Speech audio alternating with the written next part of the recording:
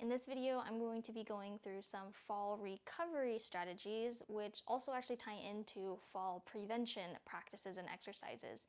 As we get older, a lot of us start to get a fear for falling because that's a long way to the ground the older we get, and as we sometimes are less active, we're getting weaker, there's more chance of us maybe fracturing something or pulling something or hurting ourselves when we fall.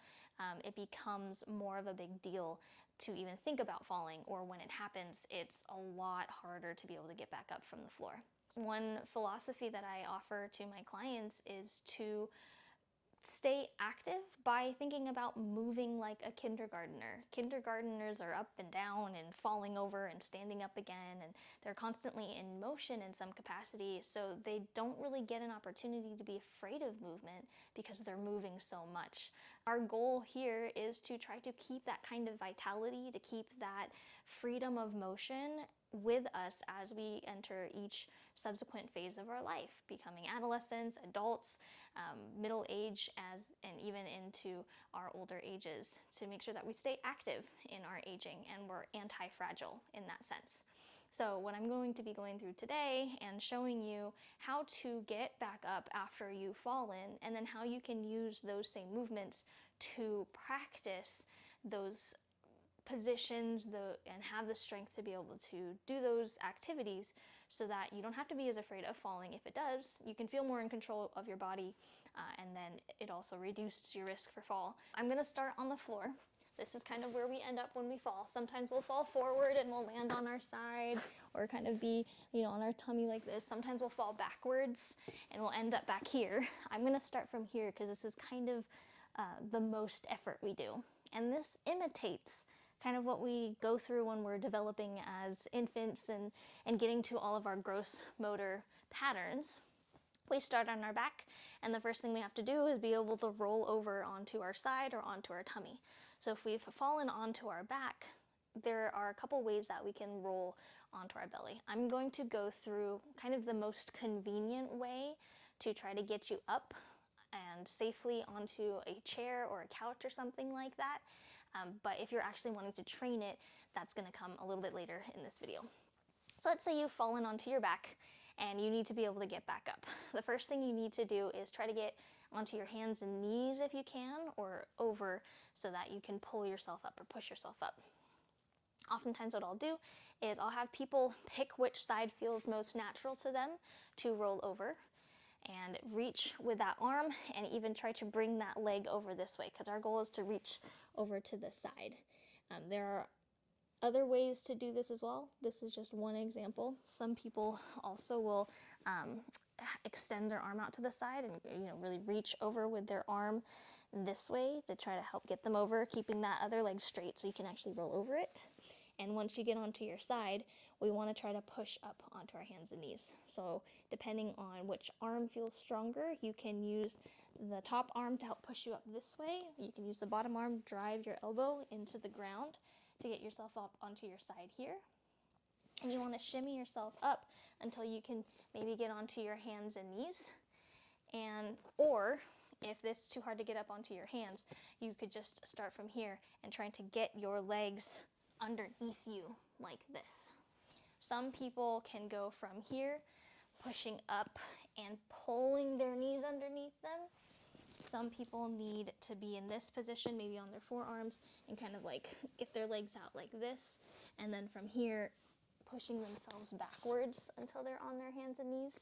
Essentially your goal is to move your body weight so that you can get into a hands and knees position, and then from there kind of shift yourself next to a couch or a chair, or have somebody bring a couch or chair next to you.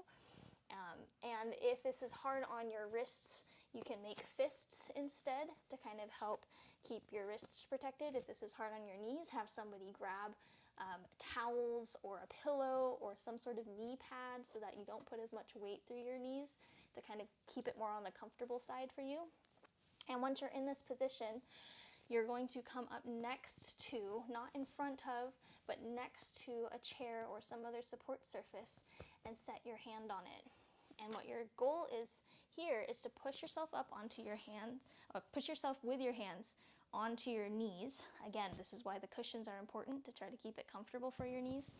And you're going to want to shift your weight to get the closer leg to the chair out in front of you. You can use your hand if you need to get your foot right next to the chair. And from here, we're going to be pivoting. If someone's there to help you, they can get their hands on your hips to help shift you over. Otherwise, if you're by yourself, you are going to push off of this toe, this leg, and shift yourself up onto the couch. So you can be leaning and you're gonna swivel yourself onto the couch in this way. If there are hand rests or arm rests available for you, it's easier to use that because it's more firm than the couch cushion itself. But if you don't, you can also get away with it if it's literally just a chair with no armrests on either side. This is a good fall recovery strategy if you have fallen down and you need to be able to get yourself up safely. Now, this is under the presumption that you haven't severely injured yourself, nothing is broken or fractured or anything like that. It's not a severe injury where you wouldn't want to move. If this is just kind of a tumble and you're able to keep moving around, then this would be a good approach. Otherwise, respond appropriately and call the paramedics if you are needing additional assistance to make sure everything is okay. So like I mentioned, that's your fall recovery strategy. You can go through any stage of that activity as a part of an exercise. So for example, going from sitting to pivoting down onto one knee and coming back up and down from here. Some people have a really hard time with getting the momentum appropriate to be able to pivot onto the chair. Some people have a hard time getting their leg in front of them, so I'll have them just practice right next to a chair, bringing their leg forward and backward.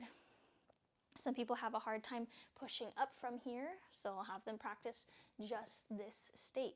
I call these blocked practices because you're practicing very specific points of this activity.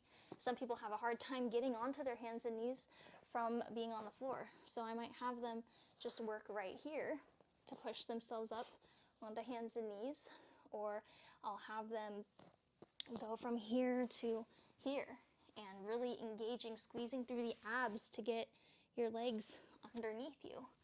Or sometimes it's going from here all the way down to your side and pushing back up.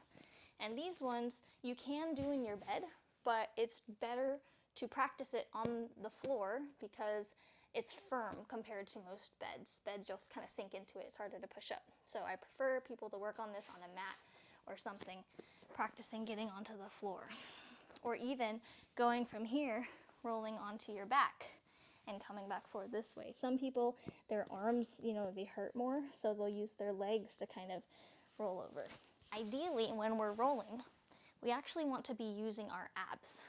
So sometimes what I'll have people do is a rolling exercise where they've got their hands above them and flexed all the way up or extended all the way overhead.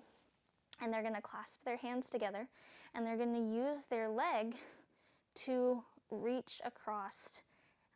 You can point your toe and just reach that way. And the goal is to use just the engagement of your abs to roll all the way over. Notice how I'm not letting my arms move at all.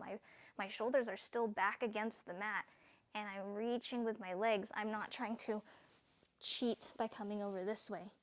And I'm squeezing my abs. I'm using my leg to get myself to roll all the way over until at the very, very, very, very, very last second, the rest of my body comes over this way. And then the same thing going backwards, reaching my leg back behind me. My arms are still in front of me. I'm not reaching with my arms at all. And I'm rolling over this way until at the very, very, very last second, my arms will come along. And this can be challenging if you don't have the range of motion available in your spine, in your shoulders, in your hips, or anywhere else in your arms and legs to do that, which is one of the reasons why this is more of a practice rather than the actual technique you might use when you're recovering from a fall. Similarly, you would keep your feet together and you would reach over with the opposite arm and bringing sometimes you can bring your arm close in this way, but reaching your arm all the way over and my legs are trailing behind and I'm using my arms and my abs to come all the way over this way. Or similarly, arms ahead, stretched overhead this way, and I'm looking and reaching back this way and using my muscles in my arms and my shoulders, my legs are still relaxed behind me or below me, and I'm not using that. And I'm stretching, reaching until at the very, very, very last second my legs come over. So my legs are kind of like limp noodles, not doing anything. Again, this is just for practice. It's not as efficient when you're trying to get up from actually being on the floor. So these are different strategies, different ways that you can block out each portion of the fall recovery process in order to help make sure that you feel confident and feel comfortable in each of these positions with the necessary amount of strength and power and motion in your arms and your legs and your trunk, with feeling like you can shift your weight and move your body and momentum around to be able to get yourself into each of these positions. And by doing this, you'll feel like you have more control over your body, how you move, and that makes it less, it helps you to be less apprehensive if you ever do happen to find yourself on the ground and needing to recover from falling. And if you're practicing this and it's getting easier throughout the day, it's a really good idea to try to get down onto the floor intentionally and stand up from the floor intentionally in order to help keep that practice with you. So another activity that people will do is get rid of the chair completely and go from lying on the ground on your back to coming up and standing up, and doing it where you're switching sides maybe, and you're coming down onto your left side and pushing up from the opposite side, and the left leg is the one that's in front and coming up, or doing it where you're coming from being on your tummy and pushing up from here. And again, there's a lot of different variations. Again, think like moving like a kindergartner. Try to come up with all the possible combinations of activities. You know, kids will pretend like, I can't use my arm, so my arm's going to be stuck next to me, and now I got to figure out how to get down and up again without one arm. Or maybe I hurt my foot and I can't use my foot, so I kind of got to use all my other body parts to get myself up. Be creative with it, have fun with it, because the more fun you have with your movement, the less fearful we have to be of our movement. Give these different activities a try, practice them, share this with your friends and family, learn the movement yourself. So if you have a friend or family member that falls, you can try to assist or point out to them these different ways that they can move. And if you have any questions, or if there are any concerns of things being injured or broken, then make sure you're calling the paramedics, calling 911 to get healthcare professionals on site to help out with that. Otherwise, if you have questions on this video particularly, or you would like more information on how to recover from falls or how to prevent falls, feel free to leave a comment below or reach out. And stay healthy, stay well, and we'll see you in the next video.